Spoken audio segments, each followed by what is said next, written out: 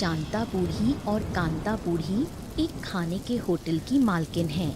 ये होटल ही उनका आखिरी सहारा है, लेकिन मानो उनकी इच्छा के खिलाफ अब तक टिका है। होटल की छत या फर्नीचर कुछ भी अपनी असली जगह पर नहीं है। ओहो, अरे बूढ़ी, कब से यहाँ पे बैठा हूँ, खाना कब दोगी? अरे इससे तो अच्छा होता कि मैं रवि की दुकान पे चला जाता। अरे रवि की दुकान पर ज्यादा ग्राहक आते हैं, इसीलिए मैं यहाँ आया, और तुमने यहाँ पे वही नाटक शुरू कर दिया। कब से बैठा हूँ मैं, 1 घंटे से। अरे हरेंद्र, अरे भाई तुम ऐसा क्यों बोल रहे हो? अब भाई बूढ़ियां तो अपनी पूरी कोशिश कर रही हैं ना। देखो चारों तरफ तूफान और बारिश है, इस वजह से वो भी ठीक से काम नहीं कर पा रही हैं, समझो। ओहो, तो आप ही बताइए बाबू, मैं और कितनी देर तक बैठूं? कम वक्त तो हो नहीं गया, 1 घंटा हो गया लगता है। अब तो भूख भी मर गई है और खाने का मन भी नहीं कर रहा है। सुनो, होटल में खाना खाने आओ तो थोड़ी देर तो लगेगी ही। मैं भी तो बैठा हूँ ना, है? तुम्हारे पास मेरे से ज्यादा काम तो है नहीं। मुझे तो पूरा गांव संभालना पड़ता है, फिर भी मैं कुछ नहीं कह रहा, चुपचाप बैठा हूँ। तो तुम काहे को उछल कूद कर रहे हो भाई? शांत बैठो चुपचाप। देखिए बाबू, आपके पास क्या काम है क्या काम नहीं है, ये मुझे जानना जरूरी नहीं है। मेरा काम मेरे लिए महत्वपूर्ण है। मुझे यहाँ बैठने में दिक्कत हो रही है। खाना देना है तो जल्दी दो, और अगर नहीं देना है तो साफ साफ कह दो भैया नहीं देंगे, बात खत्म। वाह वाह वाह वाह बेटा, मैंने तुम्हारे जैसा व्यस्त आदमी इस पूरे गांव में नहीं देखा। लगता है जैसे पूरे राज्य का काम तुम ही करते हो। धिक्कार है, यहाँ आना ही मेरी गलती थी। अगर मैं रवि की दुकान पर जाता तो अच्छा रहता। अरे देर से ही सही, पर कम से कम खाना तो मिलता और इतना सुनना भी नहीं पड़ता। बात करते हैं। हाँ? शांता बूढ़ी और कांता बूढ़ी का इस दुनिया में कोई नहीं है। वो एक दूसरे का सहारा बनकर ही जी रही हैं, इसलिए हमेशा एक दूसरे का दुख बांट लेती हैं। और कब तक ऐसे चलेगा? हमें अपना होटल अब ठीक कराना ही होगा। पहले हमारा होटल कितना अच्छा था, कितना मशहूर था। पूरे गांव के लोग सिर्फ हमारे होटल में आते थे, और अब गांव वाले हमारे होटल को गरीब होटल कहते हैं। क्या करें? अगर हमारे पास पैसे होते तो होटल को यूं ही थोड़ी ना छोड़ देते, जरूर इसे सुधार कर सुंदर बना देते। तब गांव वाले भी हम पर हंसते नहीं। हंसते हैं तो ठीक है, पर ये जो सबके सामने हमें अपमानित करते हैं, हमारे होटल को छोटा कहते हैं, ये मैं बर्दाश्त नहीं कर पाती।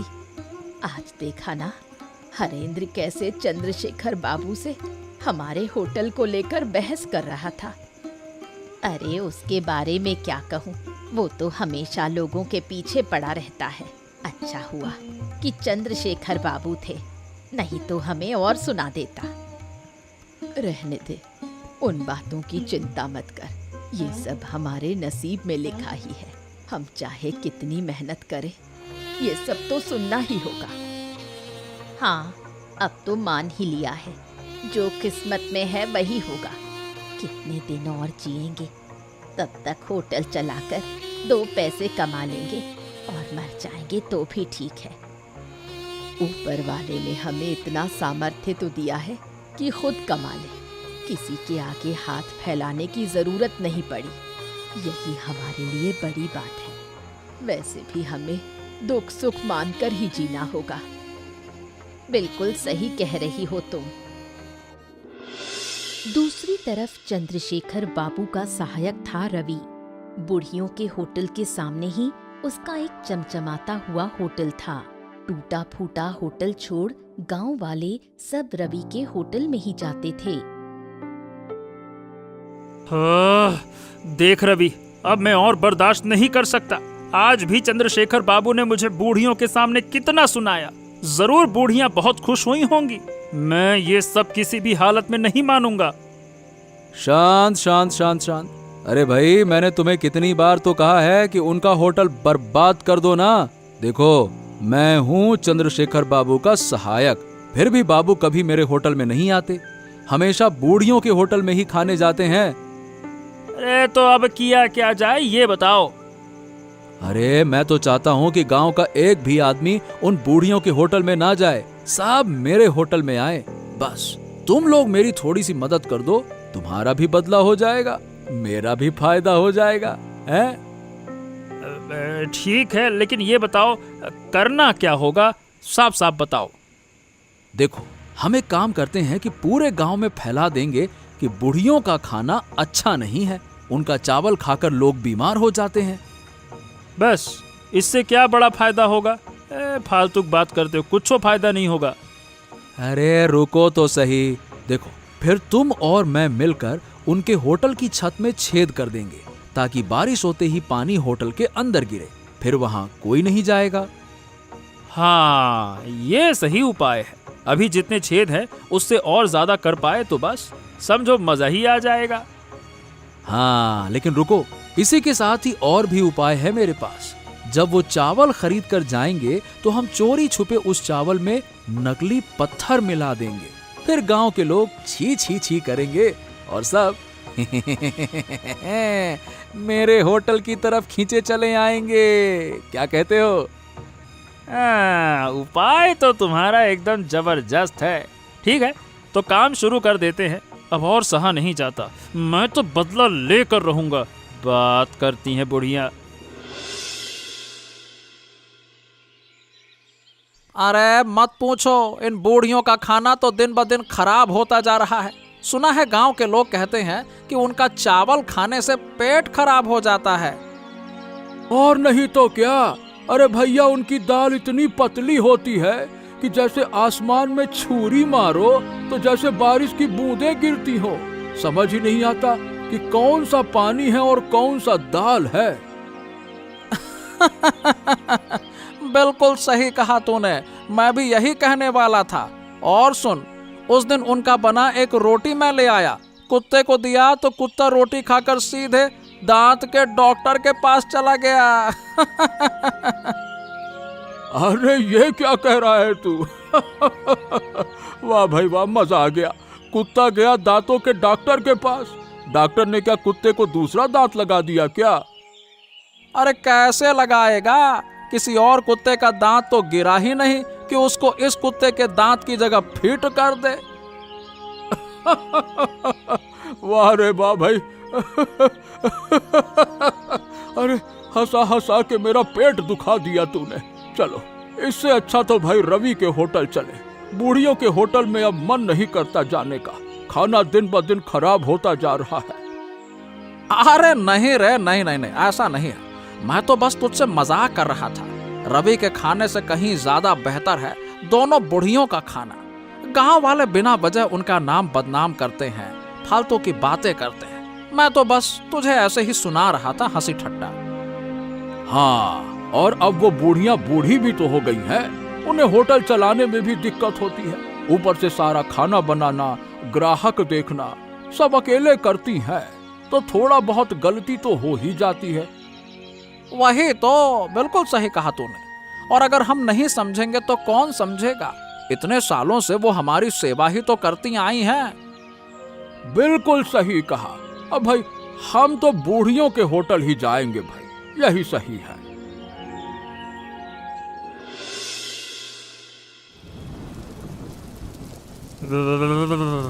हम आ गए हैं, अब देर नहीं करनी चाहिए। चारों तरफ बारिश बढ़ती जा रही है, भीग कर बुखार हो जाएगा। चलो जल्दी से उनकी छत में छेद कर देते हैं।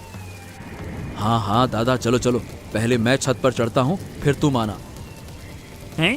अरे मुझे क्या चढ़ना है इस छत पर? मैं नहीं चढ़ पाऊंगा, मुझे बहुत डर लग रहा है। ऊपर से बारिश से छत बिल्कुल फिसलन भरी हो गई होगी। मैं चढ़ा तो सीधे नीचे धड़ाम से गिर जाऊंगा। अब देख भाई, तुझे आदत है, तू ये काम कर ले, मैं कोई और काम कर लेता हूँ।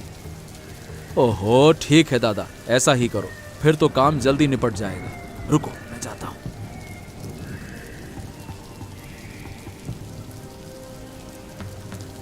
हाँ, क्या हुआ रवि, हो गया क्या?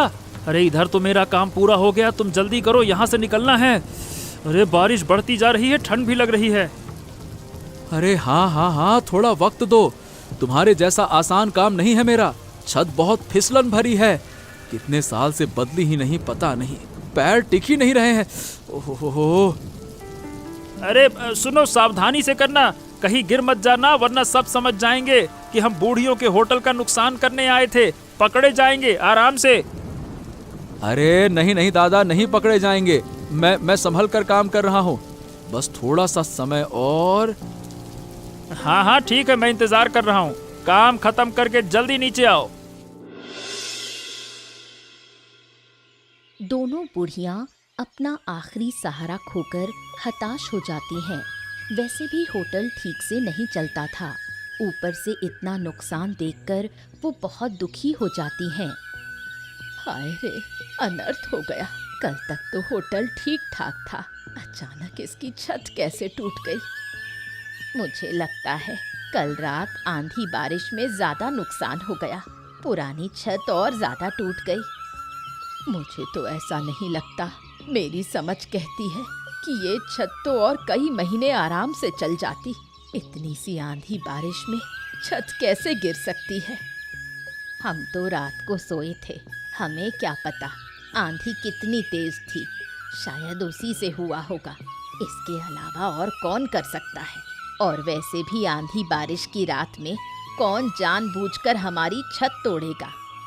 हाँ, सही कह रही हो, हमने तो कभी किसी का नुकसान नहीं किया। कोई आकर हमें नुकसान पहुंचाए, शायद ये मेरी गलत फहमी है। अब करेंगे क्या, हाथ में पैसे भी नहीं है कि छत ठीक करवा सके। ऊपर से बरसात के दिन में होटल चलाना मुश्किल हो गया है। वैसे भी अब तो ग्राहक आते नहीं, इस हालात में तो और कोई नहीं आएगा। जरा सी बारिश में होटल पानी से भर जाता है। छोड़ो, कोई ना कोई उपाय निकाल ही लेंगे। अब रोने से कुछ नहीं होगा। चलो खाना बनाने की तैयारी करें, 2-4 ग्राहक भी आए तो भी कुछ फायदा होगा।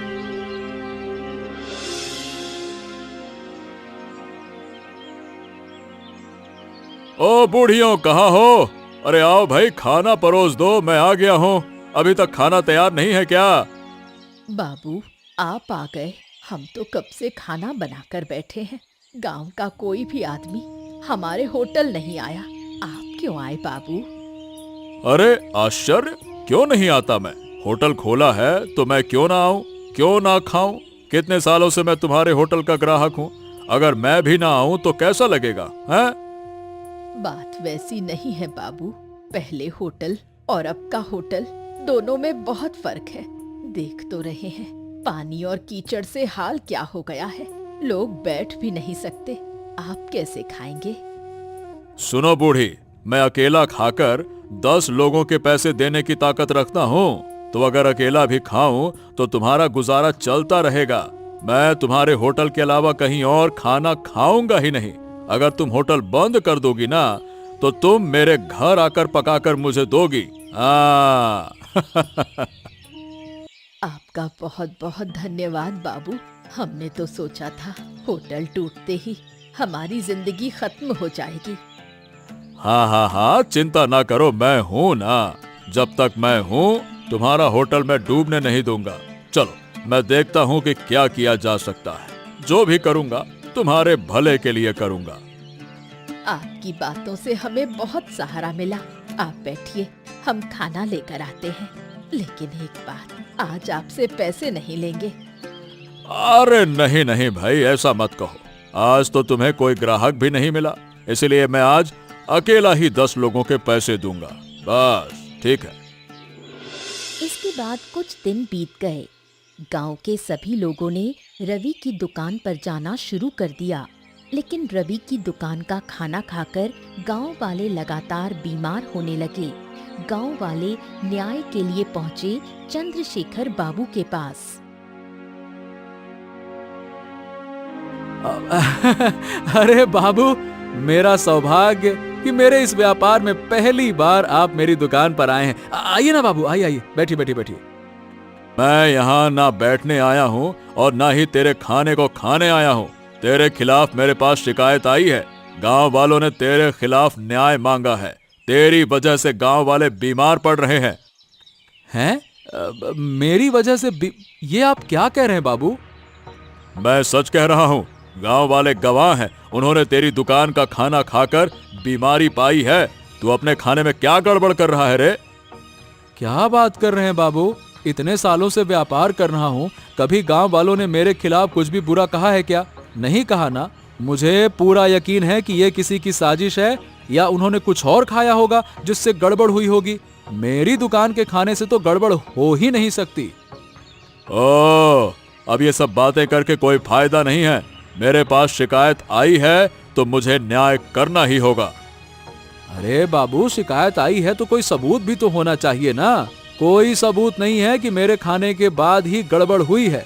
हो सकता है कि किसी और के खाने से या किसी बीमारी से हुई हो गड़बड़। बेवजह मेरे खाने की बदनामी मत कीजिए बाबू। अच्छा, मतलब कि तुझे अब सबूत चाहिए, है ना? ठीक है, मैं तुझे सबूत लाकर दूंगा और फिर तेरी सजा तय होगी। हाँ तो ठीक है बाबू, मैं भी उसी के इंतजार में हूँ। जिस दिन आप सबूत लाएंगे उस दिन मैं आपके न्याय को मान लूंगा। जो सजा देंगे स्वीकार होगी। अच्छा बेटा, लेकिन एक बात, अगर तूने खाने में गड़बड़ की तो अभी से बंद कर दे, वरना तेरी बर्बादी के दिन शुरू हो जाएंगे। समझ गया ना?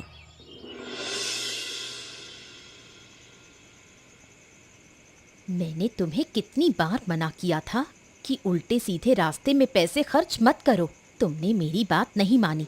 अब मुसीबत में फंस गए हो तो भुगतो। अब तुम्हारा तुम जानो। मैं इन झंझटों में नहीं पड़ने वाली। क्या कहा तुमने? अरे क्या मैं अकेला बुरी योजना बना रहा था?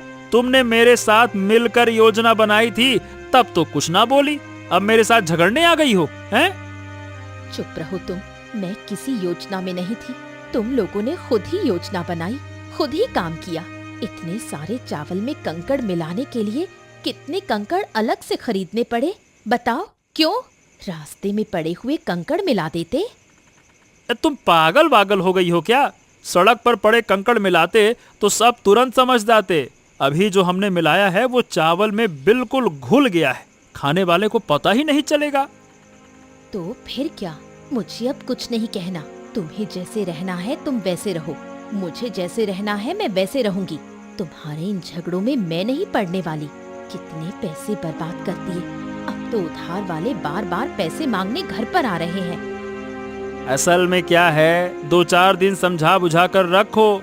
जैसे ही हाथ में पैसा आएगा सब कुछ चुका दूंगा ना भाई। हाथ में पैसा आएगा कैसे तुम्हारे? तुम कोई काम करते हो? दिन रात बस इधर उधर घूमते हो। तुम्हारे जैसे आदमी के साथ गृहस्थी चलाना अब बोझ बन गया है। अरे हाँ तो चली जाओ ना, जहाँ ठीक से गृहस्थी कर सको। मेरे पास रहने की जरूरत नहीं है, जाओ। जाऊंगी, जरूर जाऊंगी। वक्त आने पर चली जाऊंगी, तब समझोगे तुम।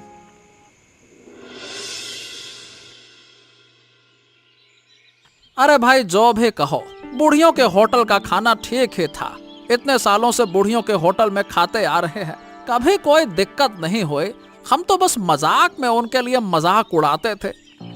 अरे बिल्कुल सही कहा भाई, मैं भी ऐसे ही हंसी मजाक करता था। लेकिन भाई उनके खाने की आदत हो गई थी। अब तो जाना पड़ता है रवि की दुकान पर, और रवि का खाना बिल्कुल अच्छा नहीं होता है। और क्या बताऊं, सुनो, उस दिन चावल खाने बैठा तो चावल पका ही नहीं था। ऐसा लगा कि धान से सीधे निकाल कर ले आए हों। ऐसा अध पका कच्चा चावल खिला दिया। दिमाग खराब हो गया मेरा तो। अरे तेरी, ये क्या बात कर रहे हो? अरे मुझे तो उस दिन समझा बुझा कर ले गए थे कि मछली के साथ चावल खिलाएंगे। अरे बाप रे बाप, वो मछली खाकर 3 दिन खांसता रहा मैं। पता नहीं कैसी मछली थी। हाँ, खांसे क्यों? अरे क्या पता, शायद ठंडी बासी मछली थी, उसी से मुझे सर्दी लग गई। अरे धात तेरे के, ससुरा इस गांव में अच्छा खाना ही नहीं मिलता। कभी कभी तो मन करता है कि पास के गांव जाकर खाऊं, लेकिन 2 कोस चलकर जाना पड़ेगा, इसीलिए जाता नहीं। अरे करे क्या, बूढ़ियों के होटल में बैठने की जगह ही नहीं है, और ऊपर से सुबह से रात तक बारिश होती रहती है। सारा पानी होटल के अंदर घुस जाता है। वही तो, ऐसे कैसे चलेगा? फिर हम खाना कहाँ खाएंगे भाई? और गांव में तो और कोई होटल भी नहीं है। भाई, बूढ़ियों को अपना होटल ठीक कर लेना चाहिए। ठीक करेंगी कैसे? देखते हैं, कहने से क्या होता है, ठीक करेंगी तो भी देखना है। चलो देखते हैं क्या होता है। दूसरी ओर चंद्रशेखर बाबू ने रवि के खिलाफ सबूत जुटाने के लिए खुद ही रवि की दुकान का खाना खाना शुरू कर दिया। कुछ ही दिनों में वो बहुत बीमार पड़ गए। प्रणाम बाबू, आपने मुझे अचानक बुलाया, बताइए ये क्या हो गया आपको? आप बिस्तर पर क्यों पड़े हैं, बीमार हैं क्या? मुझे इस हालत में देखकर भी तुझे कुछ समझ में नहीं आ रहा। क्यों बुलाया है तुझे, ये भी समझ में नहीं आ रहा। माफ करिएगा बाबू, अगर आप मुझे बताएंगे नहीं तो मैं समझूंगा कैसे?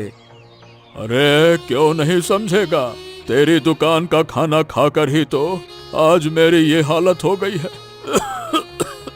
तूने कहा था ना कि मेरे पास सबूत नहीं है। हाँ, इन कुछ दिनों में मैंने तेरे होटल का ही खाना खाया, किसी और होटल का या बाहर का कुछ भी मुंह में नहीं डाला। फिर भी देख मैं बीमार क्यों हुआ। क्या बात करते हैं बाबू, फालतू की बकवास मत करिए। शायद गांव में कोई बीमारी फैली है जिससे आप भी बीमार हो गए। अब जबरदस्ती का मेरे खाने को काहे बीच में ला रहे हैं? मैं खुद सबूत बनकर तेरे सामने पड़ा हूँ, फिर भी तू मान नहीं रहा। ठीक है, तुझे अब इसकी कड़ी से कड़ी सजा दूंगा। ओ बाबू, आप काहे सजा देंगे मुझको? आपके पास तो कोई सबूत ही नहीं है। अरे मूर्ख कहीं के, मैं खुद तेरे सामने जिंदा सबूत हूँ, फिर भी तुझे और सबूत चाहिए। तेरा हिसाब तो अब मैं करूंगा। अरे अरे अरे अरे, ये कैसी बातें कर रहे हैं बाबू? कुछ भी हो जाए दोष मेरे खाने पर है ना, सब समझ रहा हूँ मैं। अब मेरा व्यापार अच्छा चल रहा है तो किसी से बर्दाश्त नहीं हो रहा है ना? चुप कर, मुझे क्यों बर्दाश्त नहीं होगा? तेरे से कम है क्या मेरा धन दौलत है? या तू बड़ा आदमी बनकर गांव का मुखिया बनना चाहता है? तूने गांव वालों का बहुत नुकसान किया है, इसकी सजा तुझे जरूर मिलेगी। अब जा, समय पर न्याय होगा, जा। उधर गांव वाले कैलाश और रवि की करतूत पकड़ लेते हैं। नतीजतन गांव वाले आराध्या, कैलाश और रवि को पकड़कर चंद्रशेखर बाबू के पास ले जाते हैं न्याय की उम्मीद में। अरे ये क्या, तुम लोग इसे बांध कर क्यों ले आए हो मेरे पास? आप बताइए बाबू, आपके गांव में आप किसी भी अन्याय को होने नहीं देते, लेकिन आपकी नजरों से छुपकर ये लोग लगातार गलत काम कर रहे हैं। गलत काम? इन्होंने क्या गलत काम किया? अरे बाबू, आप तो जानते हैं कि बूढ़ियों का आखिरी सहारा वही होटल है, वो भी टूटा फूटा है। उसे भी इन लोगों ने ही बर्बाद कर दिया, चावल में कंकड़ मिलाकर, और भी घटिया बना दिया, जिससे कि अब गांव वाले वहां नहीं जाते और होटल बंद होने की कगार पर आ गया। ओह, मतलब तूफानी बारिश से होटल में समस्या नहीं हुई, असली समस्या तो इन तीनों ने मिलकर की है। लेकिन क्यों? अब आप समझ नहीं रहे बाबू। मैं चाहता था कि इस गांव में होटल का सारा व्यापार सिर्फ मेरा हो। अच्छा, तुझे इतना लालच है कि तूने बूढ़ियों को बर्बाद कर दिया, फिर अपने एकाधिकार के चक्कर में गांव वालों को बीमार कर डाला तेरे घटिया खाने ने, नालायक कहीं के। अरे तो क्यों ना करता बाबू, बूढ़ियां अब बूढ़ी हो चुकी हैं, वो अब कितने दिन जिएंगी? उन्हें ये व्यापार करने की भला क्या जरूरत है? मेरी दुकान घाटे में जा रही थी और ये गांव वाले उसका खाना खाकर तारीफ करें, ये मुझसे बर्दाश्त नहीं हो रहा था। ठीक है, अगर तू बर्दाश्त नहीं कर सकता तो आज से इस बाजार में तेरी दुकान बंद। अब कभी तू ये व्यापार नहीं करेगा, और तेरे पास जो काम करता था वो भी आज से खत्म। अब तू सड़क पर भीख मांगेगा, क्योंकि गांव वाले तुझे कोई काम नहीं देंगे। आराध्या और कैलाश कर्जदारों के ताने और शर्म के कारण गांव छोड़कर चले जाते हैं।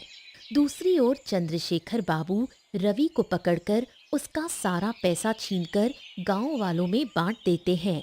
नतीजतन रवि को मजबूर होकर गांव-गांव भटककर भीख मांगनी पड़ती है। अरे रवि, ए भाई, तू भीख काहे मांग रहा है? तेरे ऊपर इतना बुरा वक्त आ गया, तेरे पास तो पैसा वैसा तो होना चाहिए था। अरे पैसा कहाँ से होगा? चंद्रशेखर बाबू ने मेरा सारा पैसा छीनकर गांव वालों में बांट दिया। अब मैं लाचार होकर गांव-गांव घूम रहा हूँ, पैसों की उम्मीद में भीख मांग रहा हूँ। हाय राम, हमारा ये हाल होगा ये तो हम समझ ही नहीं पाए। चंद्रशेखर बाबू ने हमें सही सबक दिया है। आज हम रास्तों पर भीख मांग रहे हैं, ठीक वैसे ही जैसे हमने बुढ़ियों को गिराने की कोशिश की थी। अच्छा ही हुआ, अब और लोगों का नुकसान मत करो। अब समझ में आया ना, दूसरों का नुकसान करने से अपना ही नुकसान होता है। मैंने तो तुम्हें पहले ही समझाया था। अरे चुप रहो, अब कोई बात मत करो। यहाँ मैं और रवि बात कर रहे हैं, तुम्हारी बातें अब बर्दाश्त नहीं होती। बर्दाश्त क्यों होंगी? मैं तो सच ही कहती हूँ। सच बोलने से ही तुम्हें चुभन होती है। अरे तुम्हारी बातें सुनकर ना एकदम दिमाग ही खराब हो जाता है। शायद अब हम कभी इस गांव में लौट कर नहीं आएंगे। हाँ ठीक है दादा, जहाँ भी जाओ मुझे याद रखना। अगर कभी इस गांव में आओ तो हो सकता है कि मुझसे मुलाकात हो जाए, वरना पता नहीं किस गांव में भाग्य के सहारे भटकना पड़े। अच्छा चलो अब हम चलते हैं।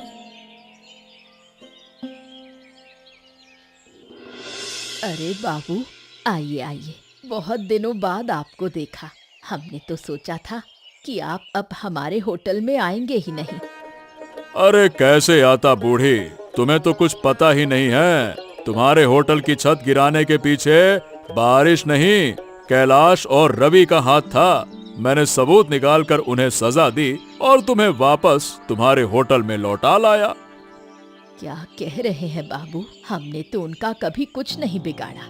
बचपन से उन्हें देखकर बड़े हुए हैं और अब वही हमें नुकसान पहुंचाएंगे।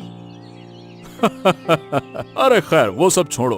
देखो भाई, बहुत भूख लग रही है और मैं आज नया मेहमान भी लेकर आया हूँ, इसीलिए अच्छा खाना बनाना, ठीक है? समझे? हाँ बाबू, समझ गई। आप दोनों बैठिए। कहाँ बिठाएं? बैठने की जगह नहीं है।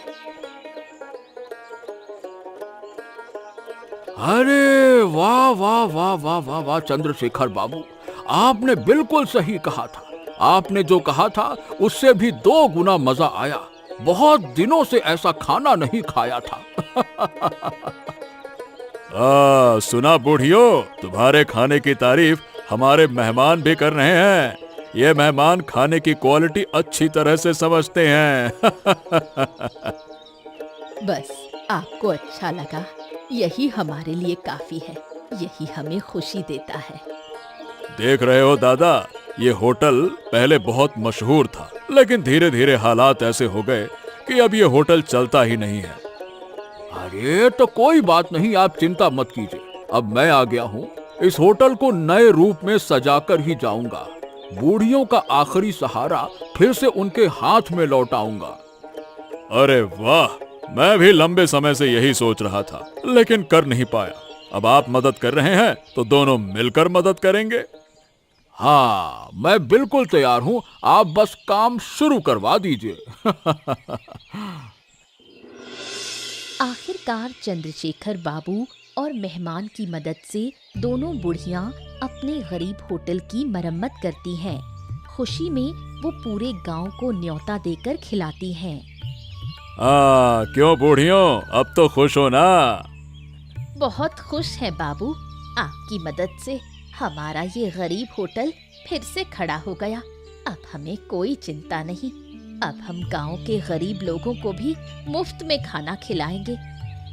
आज की खुशी के दिन हम पूरे गांव को मुफ्त में खिला रहे हैं। यानी आज हमारे होटल का सबको न्योता है। हाँ, अच्छा लगा कि आपके गांव आकर एक नेक काम कर दिया। बस अब आप सब मुझे आशीर्वाद देना। सब आपके कारण हुआ बाबू। जब भी आएंगे हमारे होटल में जरूर आना और खाना खाकर जाना। अरे जरूर जरूर जरूर, तुम्हारे हाथ का खाना भला कैसे भूल सकता हूँ। तुम्हारे हाथ का स्वाद आय हाय अलग है, एकदम अलग। क्या बूढ़ियों, अब होटल पाकर खुश तो हो ना?